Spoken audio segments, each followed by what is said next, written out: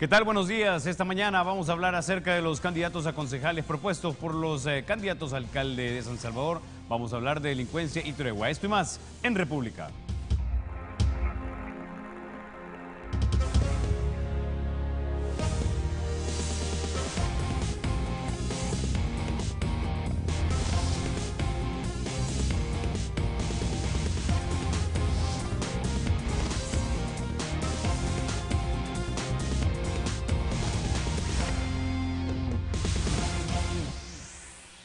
Bueno, sin mayor preámbulo, le damos la bienvenida al doctor Félix Ulloa. Él es analista político y también presidente del Instituto de Estudios Jurídicos de El Salvador, también ex magistrado del Tribunal Supremo Electoral. Giovanni Galeas, él es académico, es intelectual y es columnista de la prensa gráfica. Y don Juan Ramón Medrano, él es ex comandante del FMLN. Bienvenidos, caballeros, y feliz 2015, primer programa que hacemos. Igualmente. Bueno, empecemos con algo de lo más reciente que se ha desarrollado en esta semana, Giovanni. El presidente Sánchez Serén, en declaraciones a la prensa, las primeras que daba en aproximadamente 4 meses, dice: no podíamos volver a la lógica de negociar con las pandillas porque eso estaba fuera de la ley. No sé si fue un desliz de lengua o si efectivamente estaba reconociendo que el gobierno anterior había negociado con estos grupos irregulares. No creo que sea un lapsus, un desliz. La personalidad del presidente no es de ese tipo, de irse en un lapsus o de decir algo que no piensa. Creo que es algo meditado. Y obviamente se trata implícitamente de una aceptación que sí hubo una negociación, ¿verdad? Y creo que se trata de un gesto político también respecto al gobierno anterior y a algunos de sus más altos funcionarios, que va a tener alguna consecuencia, imagino yo. Lo que pasa es que el tema de la tregua, sobre todo visto en retrospectiva, visto desde ahora, en aquel momento, aunque algunos previmos que era un hecho negativo, sumamente negativo, pero estábamos hablando en el momento en que sucedía la tregua. Ahora, ya visto en retrospectiva, las consecuencias de la tregua se ven mucho más claras y el fenómeno fue altamente negativo para el país, impactó de una manera muy importante en términos negativos a la policía, su moral, ¿verdad? Relajó la institución carcelaria, digamos, ¿verdad? Y permitió que las maras tomaran ventajas casi en todos los terrenos, sobre todo en el terreno de la inteligencia, de la territorialidad. Mutaron en el uso de armas, pasaron de armas cortas a armas largas, ¿verdad? En adiestramiento, pero sobre todo en eso, en una coordinación nacional que les permitió empoderarse de una manera en que ahora tenemos lo que tenemos, pues que ya tienen capacidad de maniobrar en emboscadas en contra de unidades policiales. Y esto está directamente relacionado a las ventajas que tomaron cuando la tregua. Entonces, cuando el presidente Sánchez Serén señala el hecho, yo creo que lo que pasa, lo que él está diciendo es la consecuencia de la tregua es la que nos tiene en un punto donde es sumamente crítico. Ahorita, porque el reclamo podría ser: usted dijo, presidente, que se iba a poner al frente de la seguridad y en vez de que la cuestión vaya para atrás, va creciendo. Ahora están matando a policías. Entonces creo que es una manera de responder a esta situación. No quiero decir matar el chocho a tiempo, no quiero decir eso, sino una respuesta hasta cierto punto bastante honesta, siento yo, Franco, y creo que es el presidente Funes y sus exfuncionarios más altos relacionados a la seguridad los que tienen que explicar qué fue lo que pasó, porque evidentemente hubo una negociación y evidentemente un Estado, un gobierno no puede negociar con la delincuencia si no es con el Código Procesal Penal bajo el brazo. Don Juan Ramón, usted fue militar, comandante. Esto suena a que fue una especie de oportunidad que se les dio para un repliegue estratégico para fortalecerse y ahora realmente estamos frente al problema tal y como es y no bajo la sombra de ninguna protección. Yo quisiera matizar un poco la situación. No creo yo de que una autoridad, alguien que trabaja sobre la base de la Constitución y de las leyes, de manera deliberada tenga el objetivo de fortalecer el crimen y quedar mal en la historia. De hecho, yo creo que había expectativas puede ser un poco ingenuas políticamente de que la tregua funcionara, y de hecho pues bajó a la mitad por lo menos de los homicidios. Sin embargo, la forma en que fue hecha y la continuidad de este esfuerzo coyuntural lo que nos dejó fue un resultado negativo más que positivo. Yo creo que a eso se debe que ahora a estas alturas el presidente esté prácticamente reaccionando a efectos de esa situación. Lo que está diciendo es, miren, nosotros no vamos a negociar como está diciendo la oposición, ¿verdad?, como una forma de descalificarnos, y lo que sí vamos a hacer es enfrentar directamente a la delincuencia, obviamente con un plan integral, que es lo que estamos esperando, ¿no?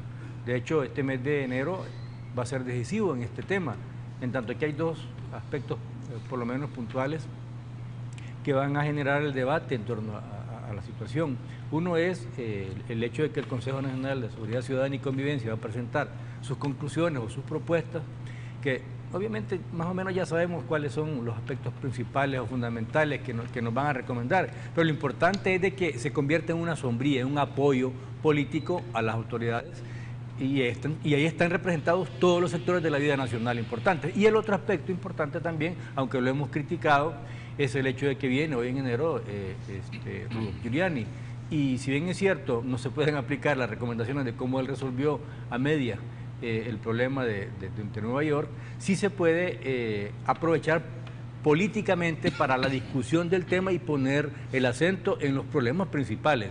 Y sobre esa base, pues, también discutir cómo resolver esos problemas, cómo resolver el problema de la delincuencia, el problema de un acuerdo nacional, el problema de apoyo político de la comunidad internacional y a nivel de la gran empresa, de la derecha, etcétera. O sea, ese tiene que ser, desde mi punto de vista, el resultado positivo de este mes, y por supuesto que ya no hay tiempo, ¿no? Ya pasaron 6 meses, ya no se puede tener la excusa de acabamos de empezar. No, ya el gobierno empezó, ya tiene impulso, y ahora sí necesitamos ver al presidente y a las autoridades de seguridad pública y ciudadana dándole más moral, pero sobre todo dándole instrumentos en todo sentido a la policía para hacer retroceder a la delincuencia.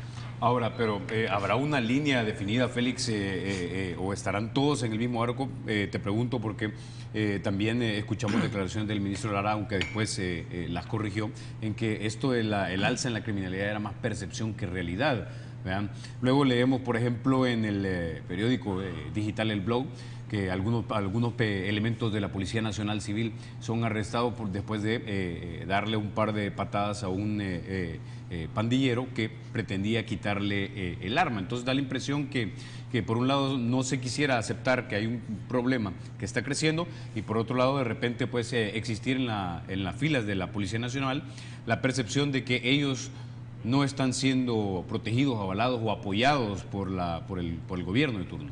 Claro, yo creo que la corporación tiene que tener una actuación más en consonancia con los objetivos y más como cuerpo unitario, y no pues estas expresiones así aisladas. Y en el caso del ministro de Seguridad, que está a la cabeza pues de esta estructura de seguridad, yo creo que ahí pues sí posiblemente se pudo haber tratado de un lapsus lingüe, en la cual él dijera que la percepción y la realidad estaban en esa disintonía, lo cual llevó a otros titulares como decir, y Benito Lara en qué país vive, que no se ha enterado pues dónde está la delincuencia o a dónde estamos con este fenómeno. Sin embargo, yo creo que, retomando las palabras del presidente Sánchez Serén, la idea es fijar posición, establecer una línea de acción, posiblemente, como decía Juan Ramón, viendo retrospectivamente aquel intento que se dio fallido desde su concepción y la implementación de una tregua, que una tregua en una confrontación política, militar o social, como en este caso, siempre es un respiro, como lo dijo la Iglesia Católica en su oportunidad a través de Monseñor Gregorio Rosa Chávez. Esta es una pequeña ventanita de oportunidad que se abre. El problema es que no se abordó ni institucionalmente por el Estado, porque no tenía el instrumental jurídico necesario como para buscar esa interlocución con grupos fuera de la ley, y en segundo lugar se le dejó huérfana y nadie aceptó la paternidad de esa iniciativa. Entonces, bajo ese esquema y esa difusión de responsabilidades, los que salieron beneficiados fueron los que siguen beneficiándose de este tipo de violencia organizada, y los que seguimos perdiendo es la sociedad en su conjunto. Yo no soy experto en el tema, ni es mi tema la seguridad, pero desde las perspectivas ciudadanas sí podemos concluir de que la situación se ha agravado a partir de que el mal manejo que se dio a la tregua en la administración anterior permitió, lo que decía Giovanni, una mutación de las pandillas o un cambio cualitativo, no solo en el aspecto logístico, organizativo, de inteligencia, sino también en un cambio de estrategia, de pasar ya pues a tener como objetivos militares los cuarteles de la PNC, o identificar particularmente individuos, ya no la suma de más de una veintena de agentes que fueron asesinados en el ejercicio anterior, en el año anterior. Ahora se inicia el año ya con 2 agentes, pero la mala noticia es que uno de esos agentes es uno de los miembros de los cuerpos élites de la PNC, o sea pues que el ataque ya va subiendo de calidad, y esto sí es peligroso. Ahora, si estamos ya frente, digamos, al monstruo tal y como es, sin estar oculto detrás de la sombra de la tregua, Giovanni, ¿en qué posición queda quien fuera, digamos, uno de los principales impulsores de la tregua, el actual ministro de Defensa? Pregunto porque en política, cuando ya empiezas a hacer esta serie de declaraciones, obviamente tú esperas, digamos, consecuencias. Por lo menos así es en otros países. Mire, Carlos, yo creo que en este tipo de cosas que implican cuestiones muy delicadas, que pueden tener consecuencias incluso no solo administrativas, sino penales para funcionarios, estoy pensando en el tono en el que yo dije mi primera declaración, que mereció un matiz muy oportuno de Juan Ramón Medrano. Hay que ser bien responsable, pero si yo dije lo que dije al principio y mencioné que el presidente Funes y sus más altos funcionarios responsables del tema de seguridad tienen que aclarar esto, no es necesariamente una acusación, pero tampoco puedo olvidar que no es Giovanni Galeas el que sospecha o el que tiene esta visión de que hay una opacidad ahí todavía muy densa. Fue el fiscal general de la República el que dijo en una ocasión que el ministro, que lo iba a desenmascarar por el tema de la tregua hipócrita.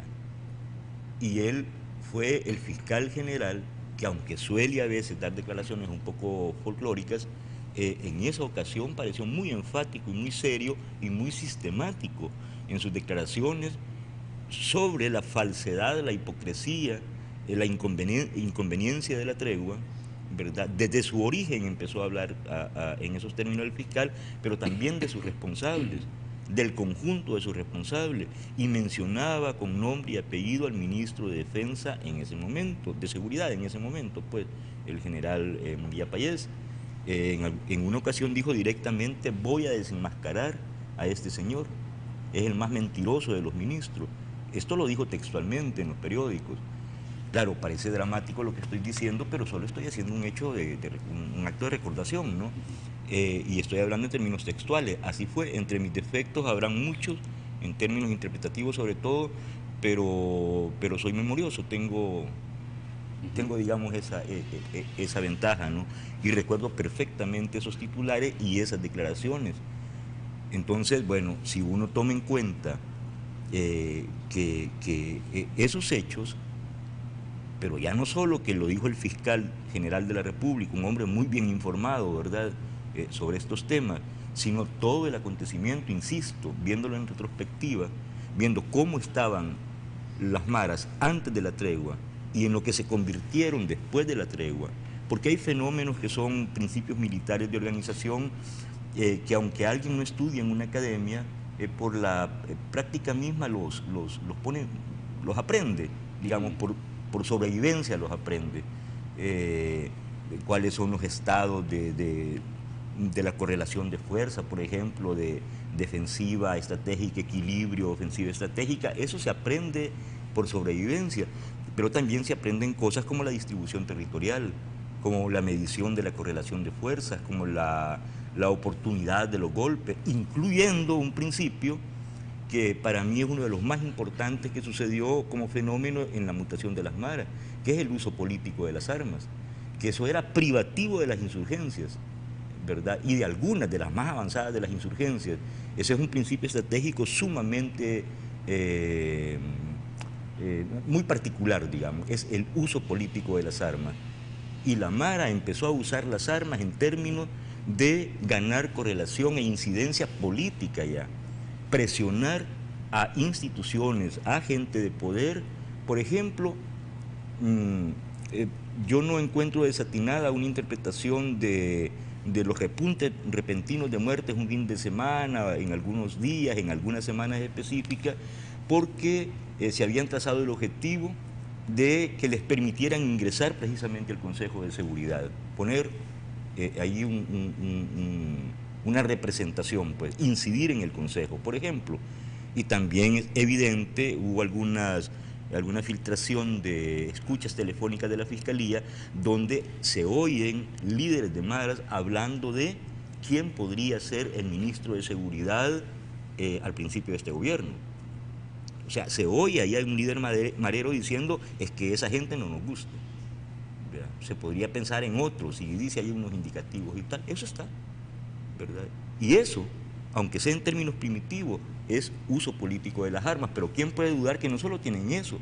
Ganaron territorialidad, ganaron control e inteligencia en el sistema penitenciario. Y lo más grave, quienes coordinan a nivel nacional, lo que ellos llaman RANFLA nacional, ¿no? Quienes coordinan y probadamente son los responsables intelectuales, digamos, los que operan la gran coordinación y los grandes principios, los grandes objetivos estratégicos de estos grupos o de este grupo delincuencial. Lo que pasa es que pasaron de las cárceles de restricción máxima, o sea, desde el centro de Zacatecoluca, pasaron a un sistema, a unas cárceles laxas en términos de medidas de seguridad, ¿verdad? Y ahí, bueno, ahí los escuchamos, pues, llamando por teléfono a cualquiera, con llamadas larguísimas, y las hemos escuchado, de hecho las publicaron en los medios, esas llamadas, ¿verdad? Hemos oído al viejo Lin, al payaso, a Borromeo, comunicarse libremente con sacerdotes, con periodistas, en fin. A Ahora, esto me refiero. don Juan Ramón y Félix, la pregunta para los dos. Las pandillas están años luz de convertirse en una insurgencia política, ¿no? Sin duda, no solamente por, digamos, su experiencia estrictamente organizativa o militar, sino y fundamentalmente por sus objetivos. Ellos no tienen realmente un objetivo político, para decirlo de alguna manera, aceptable o justo o digno, como si lo teníamos la guerrilla, y la mejor prueba es de que después de varias derrotas electorales presidenciales, ahora el FMLN ya lleva 2 periodos, ¿verdad?, de gobierno, y eso nos dice claramente de que sí había un sector de la población que estaba de acuerdo políticamente con nuestros planteamientos. El problema de estos grupos es de que su aspiración es realmente tener un control totalmente ilegal y anárquico, y ahí sí tiene sentido las declaraciones del arzobispo, ¿no? O sea, sería un Estado fallido si tuvieran ellos la hegemonía del Estado, del gobierno.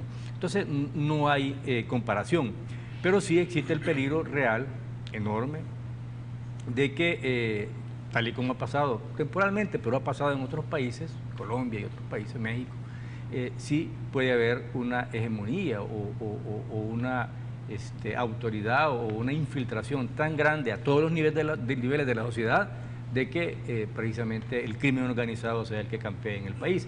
Y en este sentido yo quiero hacer 2 reflexiones puntuales. Uno es lo que siempre hemos dicho, pero que no sé si ahora sí hay voluntad de evitarlo, y es que no se haga uso propagandístico electoral del tema de seguridad pública o ciudadana. Ojalá que esto de que viene Giuliani por parte de la ANEP no sea parte de un plan propagandístico para decir, miren, no quieren estos señores aceptar o no quieren implementar los proyectos que el señor Giuliani está planteando, y que sí sea una intencionalidad de ponerse de acuerdo, de no hundir el barco, sino que de ponerle tapones y que sigamos en este sentido avanzando. Creo que ese es un punto importante, fundamental, en el país de la necesidad de ponernos de acuerdo políticamente en un solo rumbo para que el país realmente logre caminar. Félix. Bueno, mira, yo creo que el tema es muchísimo más complejo, sobre todo porque es inédito, porque no hay experiencias previas con las cuales trabajar. En el caso de las insurgencias, había no solo en el caso nuestro, pues precedentes de negociaciones, se habían dado, pues los movimientos de liberación nacional surgen allá pues en la década de finales de los 50, 60, con los procesos de descolonización en África y otros movimientos de liberación nacional, Vietnam, etcétera. Entonces, cuando el FMLN sale justamente como un movimiento de liberación nacional y empieza una guerra irregular, que no es la guerra tradicional de ejército y de posiciones, esto pues tenía precedentes y hubo una forma también de precedentes de abordarlo.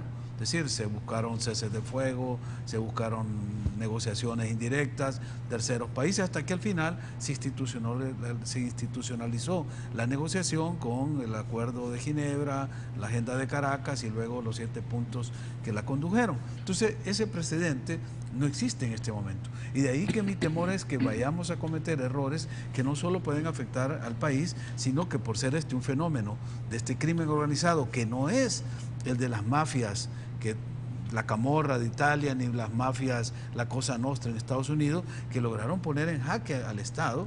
Recordemos la crisis de los años 20, y donde estaba pues el tráfico del alcohol que estaba prohibido y los grupos mafiosos reconocidos pues en Estados Unidos, y esa lucha que se dio contra estos grupos focalizados. Aquí se trata de una situación ya de confrontación con el Estado, de la disputa de territorio, de la infiltración y penetración de estructuras y de instituciones. Y por cierto, Félix, disculpate que te interrumpa, pero para que lo tomes en cuenta, hablando del Estado, yo veo que hay un problema grave también en el país, y es de que cada 2 años siempre el Departamento de Estado señala que el sistema judicial nuestro es corrupto y es ineficiente.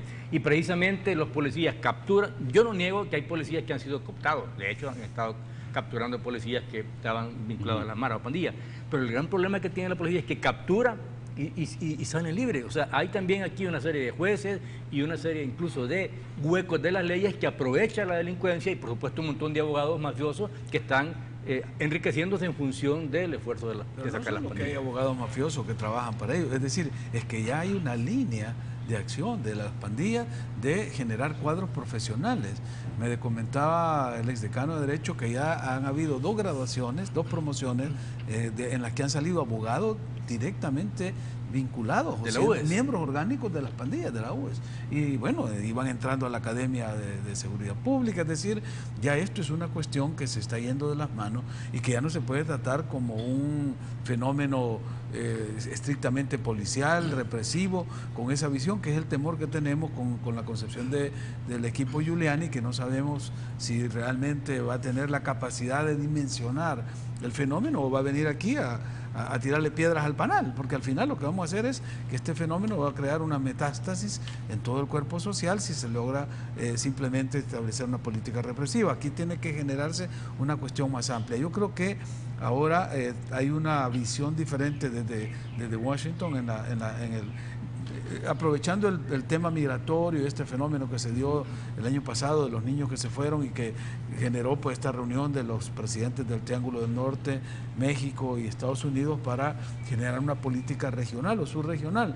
Yo creo que ahí vamos a ir atacando los problemas de raíz, porque el fenómeno migratorio se genera por condiciones de pobreza, por condiciones de violencia, de inseguridad, es multicausal, pero el componente de violencia está presente, el temor a las maras. Bueno, si vamos a ir por la vía de la migración ilegal, atacar un problema de raíz, creo que eso puede ser también una concepción para ir atacando el problema de las maras y de su estructura, sobre todo en estos 3 estados, Honduras, Guatemala y El Salvador.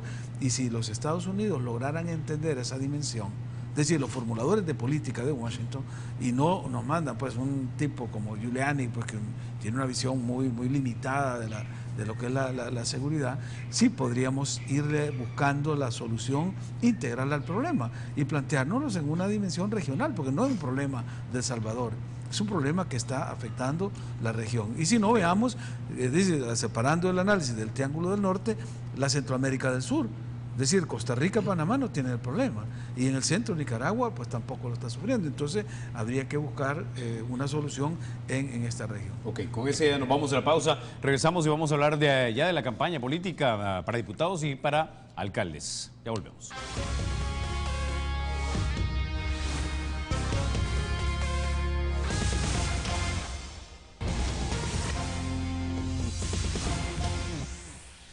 Bueno, don Juan Ramón, esta semana al candidato alcalde por el FMLN para San Salvador, Nayib Bukele, reveló uno más de sus candidatos a concejales y es Jaime Gil. Es uno de los miembros de la familia, digamos, más afortunadas en nuestro país. También fue secuestrado por la organización a la que usted perteneció durante la época de la guerra. Revelador, diría yo, una vez más. Claro, quizá antes de empezar, yo creo que estábamos hablando acá informalmente de un hecho sangriento que sucedió ayer en Francia, ¿no? Y es totalmente condenable, del atentado y el asesinato de 12 miembros, ¿no? Y un montón de heridos de la revista Charlie Hebdo, precisamente por un grupo de fanáticos, ¿verdad? Y de alguna manera también decir de que parte de la campaña sucia en relación al tema que estamos hablando, precisamente vamos a hablar de Nayib y de su consejo, es vincularlo, por ejemplo, a ese tipo de grupos musulmanes, cuando realmente Nayib pertenece al FMLN, del cual habemos posiciones totalmente democráticas y bueno, por algo está en el poder en un segundo periodo, ¿no? Porque realmente es un pensamiento democrático y aquí hay total libertad de expresión, de religión y somos, en ese sentido, bastante civilizados. Sí, efectivamente, en el caso de Jaime, bueno, somos amigos para comenzar y el doctor Castillo, Fabito, me estaba recordando, Giovanni lo graficó bastante claramente. Aquí todos hemos hablado de perdón, digo, pero el único que realmente ha perdonado es este hombre que fue víctima del ex ERP y de hecho él nos invitó a una cena a su casa, a la comisión política del ERP y luego pues a la comandancia general del FMLN en una actitud franca y claramente de curar sus heridas. O sea, él dijo, este es un acto que más que a ustedes me ayuda a mí para yo sentirme humanamente liberado de todo el golpe que significó y la crisis a que me llevó la situación en la que estuve. Y de hecho incluso una crisis económica, humana y en todo sentido, ¿no? Lo llevó a un momento muy difícil y bueno, gracias a Dios ahora Jaime es él en sí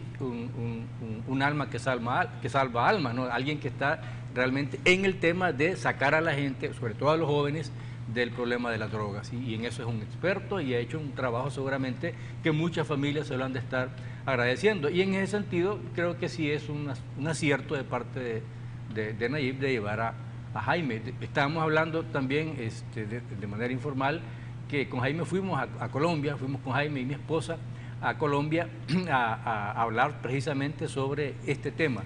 En un momento en que en Colombia se estaba discutiendo la posibilidad de la reconciliación, ¿no? Y en ese sentido fue interesante y exitosa las presentaciones que hicimos, no solamente en Bogotá, sino que en Medellín, en varias ciudades. Y fue un público político, pero también muchísimos jóvenes, ¿verdad? Y Jaime aprovechó también para dar su mensaje de que él había estado metido en la droga y en un país donde por supuesto se produce, ¿no? el elemento fundamental para la droga. Entonces fue muy buena la experiencia en general y yo creo, para concluir y dar la palabra a los compañeros, fue muy buena la solución y creo que Jaime puede hacer un buen papel en el Consejo, precisamente de atención a los jóvenes, no solamente los jóvenes metidos en drogas, sino que incluso de ayudar aún en temas más allá, como el que hemos estado hablando, de la delincuencia y los jóvenes metidos, por ejemplo, en las pandillas. A mí me llamó la atención, Giovanni, porque da la impresión que este es como un signo de los tiempos, como que las líneas ideológicas en algunos sectores de la población de repente están muy marcadas, pero otros están dispuestos a tender puentes y a cruzarlas para arreglar problemas concretos. Es decir, puede llegar a trabajar con él y decirle, mira, Nayib, de frente, y decirle, no estoy de acuerdo en todo lo que tú dices, pero en este punto precisamente yo te puedo echar la mano.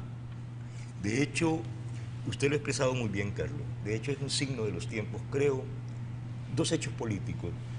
Uno, que el Frente haya optado por poner como candidato a la joya de la corona a Nayib Bukele. que no es un militante histórico, digamos, ¿verdad?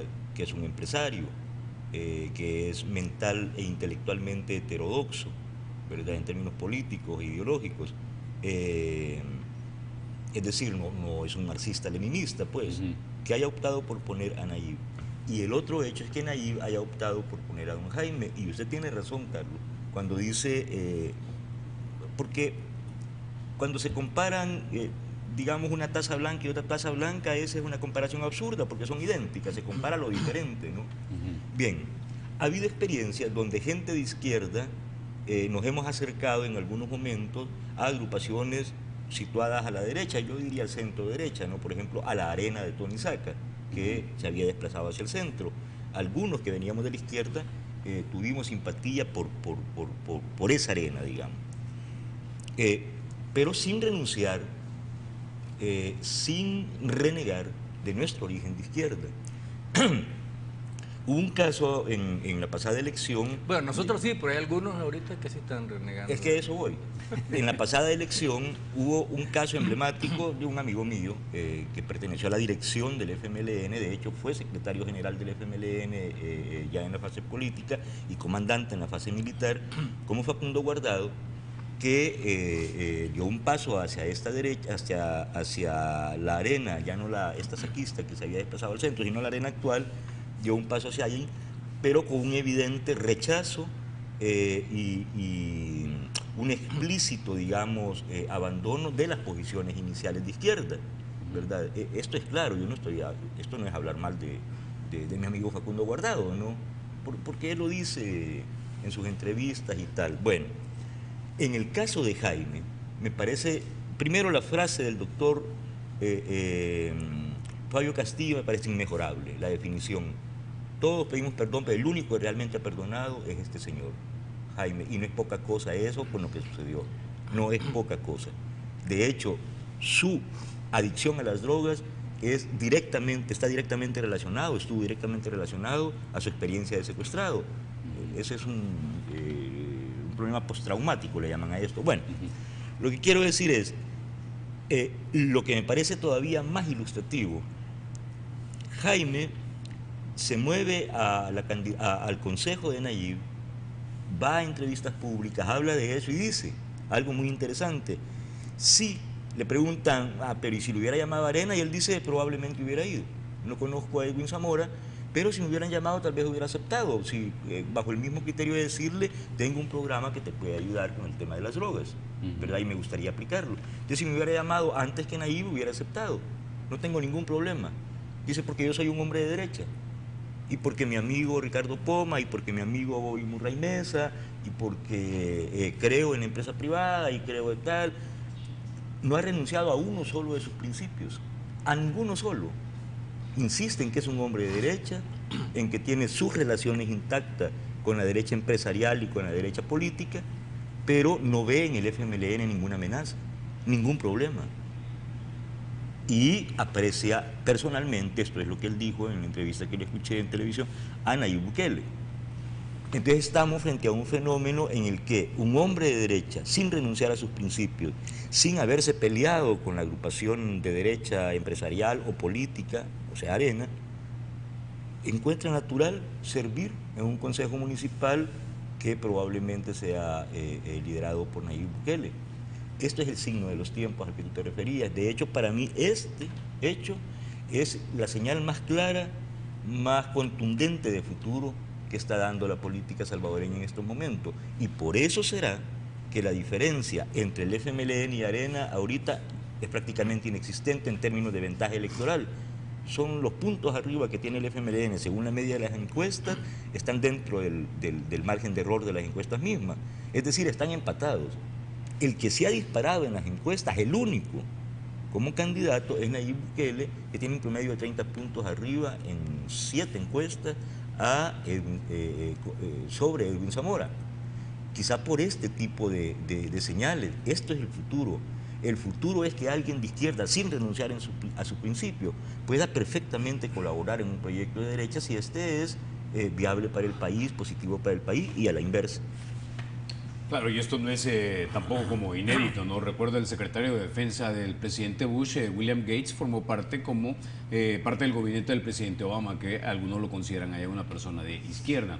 Es decir, pero cabal, es un signo de los tiempos también para ti, Félix.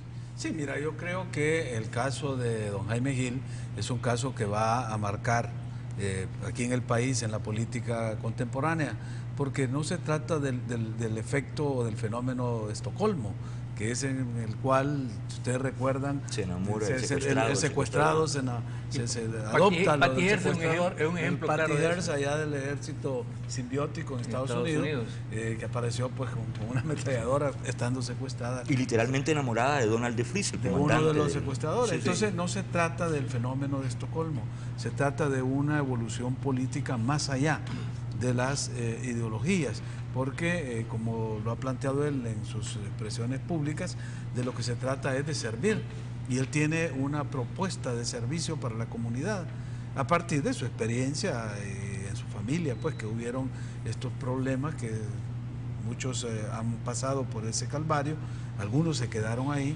otros fallaron, perecieron en ese calvario, y los que lograron salir, como el caso de don Jaime Gil, están tratando, como decía Juan Ramón, de salvar almas o cuerpos o espíritus, pero en todo caso es un servicio a la comunidad, y lo importante, la lectura que yo hago, más allá de esa intención personal, individual de un ser humano de esa calidad, es también que encuentra correspondencia para su proyecto. Porque este proyecto no es nuevo, este proyecto, yo recuerdo en una ocasión que estábamos en una reunión... Estamos hablando de Fundasalva. De Fundasalva, que estaba la hija de él, que no llegó él, estábamos, no sé, una reunión hace muchísimos años ya, muchísimos años, cuando empezaban estas ideas de rescatar a estos jóvenes que habían caído en la droga. El proyecto ya estaba ahí, y como dice Giovanni, si Arena le hubiera pedido que colaborara en este proyecto, lo más seguro, como él dice, que lo habría hecho. Pero es que no se abren aquí las oportunidades para estas buenas ideas, para estos buenos proyectos. Y si Nayib lo identificó y hubo esa conexión, esa química, te indica que vamos por buen camino, porque una buena idea, un buen proyecto encuentra receptividad y correspondencia para un próximo gobierno local en la capital, donde pues estamos Me permite un paréntesis, Félix. Sí. Discúlpame, es que para cerrar la idea que no pude cerrarla, no encontré la forma de decirlo, y Félix me acaba de dar esta idea que quería decir con lo de los signos de los tiempos.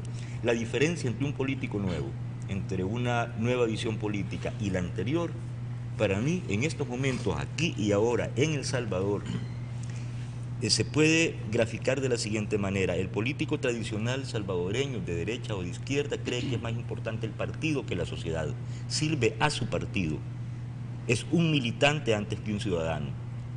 El político nuevo es el que cree lo inverso, es que es más importante la sociedad y que el partido es solo un instrumento para servirle a la sociedad, es un ciudadano más que un militante.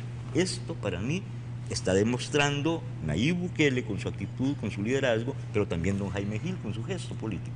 Es lo que pensábamos que se puede concretar en este próximo gobierno municipal en la ciudad, en la cual, más allá de las fronteras ideológicas, se dan estos tipos de conexiones, ¿verdad? Este tipo de alianzas para el bienestar de la comunidad. Entonces esto es un signo de los tiempos modernos. Es decir, y ahí la caracterización a través de personalidades y de personas, como el caso de Nayib Bukele o del doctor Fabio Castillo, ahora don Jaime Gil, va creando esta posibilidad de salir del empantanamiento en que estuvimos por esta confrontación y polarización, que lo que hace es retrasar el desarrollo de la ciudad. Entonces ahora esperemos pues que con este paso que se ha dado se mande una señal, y que esta señal también se vaya difuminando en el resto del país, porque si San Salvador es capaz de avanzar en ese sentido, lo mismo puede suceder en Santana, en San Miguel. En San Miguel estamos viendo casi también un fenómeno similar con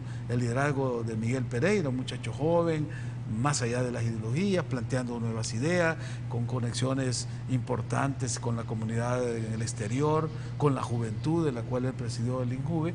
Entonces parece ser que vamos dando paso a nuevos liderazgos. Creo que en alguna ocasión hablamos de esto, es decir, el cierre de un ciclo histórico, el cierre de un liderazgo que venía de la guerra, de la posguerra, y que ahora se va agotando y va permitiendo abrir paso a esta nueva generación. Entonces, creo pues que, y no es simplemente biológico o edades biológicas, se trata de nuevas ideas, lo que sería, de como hecho, decir, Jaime no es un quinceañero. no, pero es, ¿verdad?, vino nuevo en odres viejos, o el vino viejo en odres nuevos. Es decir, ahí es donde vamos a ver ya, cuando se plasmen en los programas y en las plataformas de trabajo, estas ideas nuevas que se están anunciando con mucha prontitud y mucha exactitud. Ok, con ese ya nos vamos a la pausa, ya volvemos en minutos. Básicamente.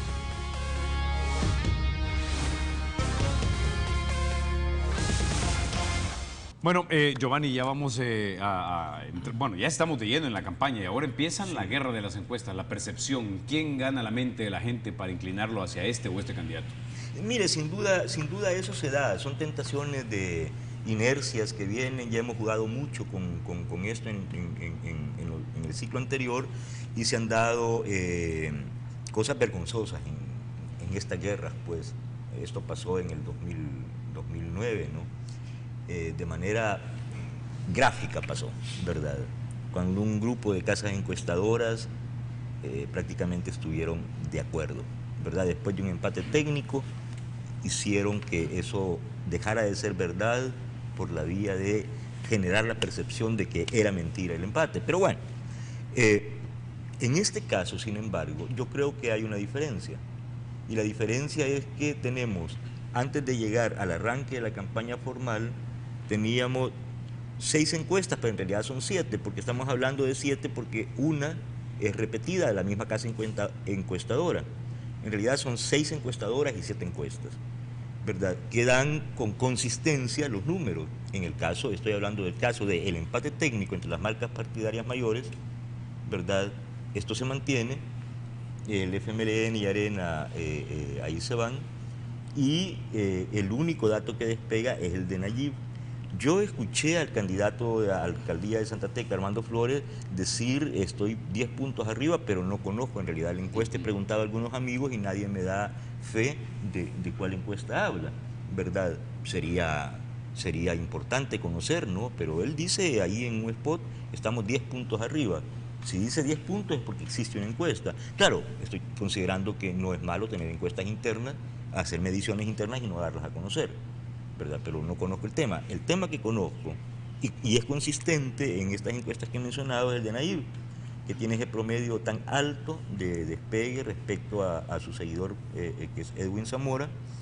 Tendrá que ver con que Nayib mete en su consejo a gente como Jaime Gil y Zamora mete en su consejo a gente como Genaro Ramírez. Entonces hay una distancia enorme, pues, en términos de señal política, ¿no? De qué quiero hacer, hacia futuro o hacia atrás, ¿verdad? En términos de personalidades políticas también. Pero bueno, lo que quiero decir es que me parece muy poco probable que a estas alturas, con esa consistencia, cualquier guerra de encuestas, cualquiera que quiera hacer este tipo de guerra sucia, tenga éxito. Puede tener algún impacto, pero entre los convencidos.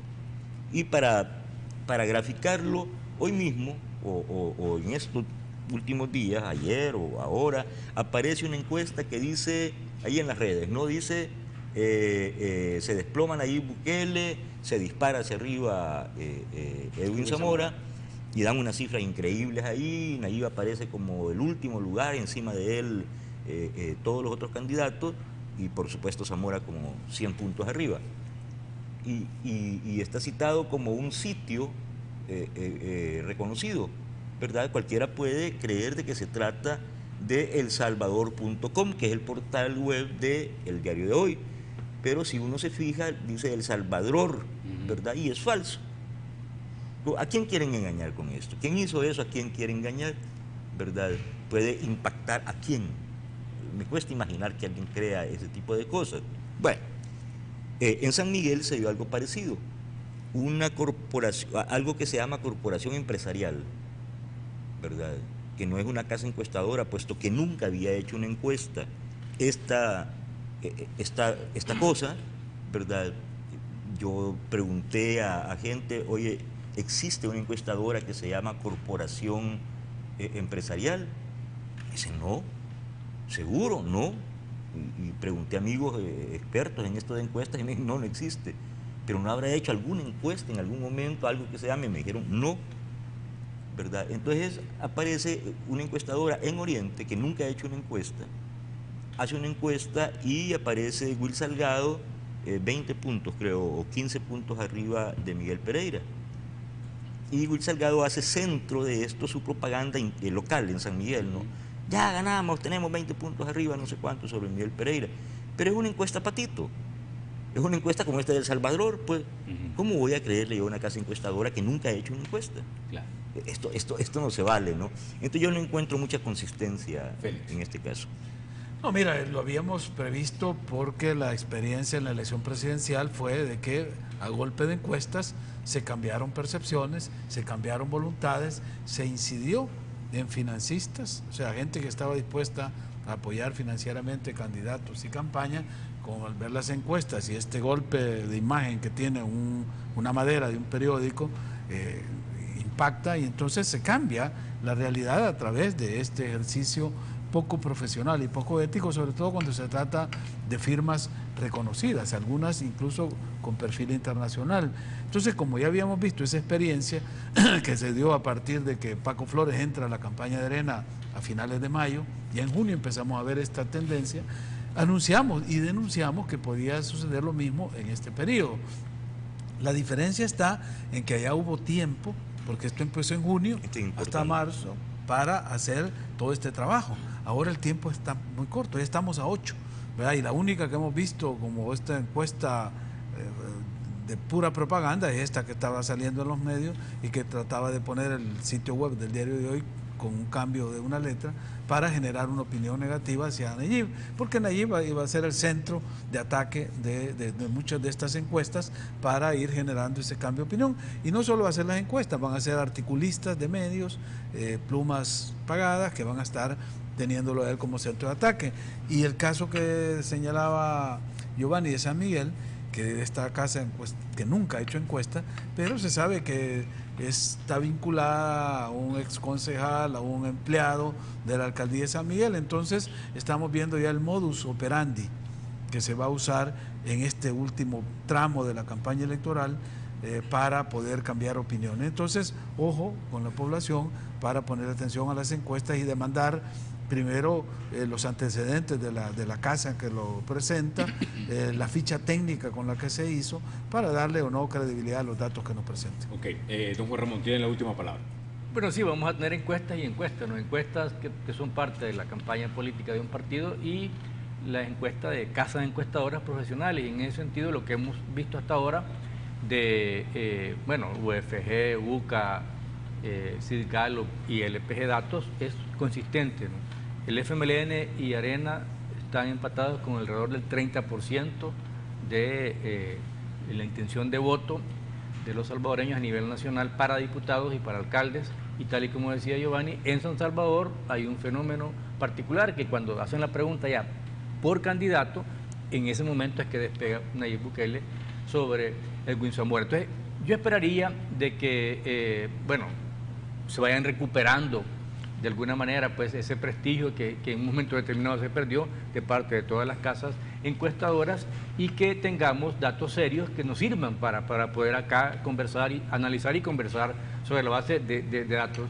reales y no de datos inventados. Y por supuesto también seguramente va a tener un impacto la propuesta concreta, por ejemplo, de los consejos municipales, como lo que ya está sucediendo y hemos conversado acá, y por supuesto también la propuesta de qué van a hacer para mejorar la ciudad, y que más que con los diputados, con los candidatos a alcaldes, porque el diputado de hecho no tiene mucho de dónde diferenciarse, no es más su quehacer diario el que lo diferencia, mientras que en el candidato a alcalde sí, él puede decir qué va a hacer con su ciudad para mejorarla.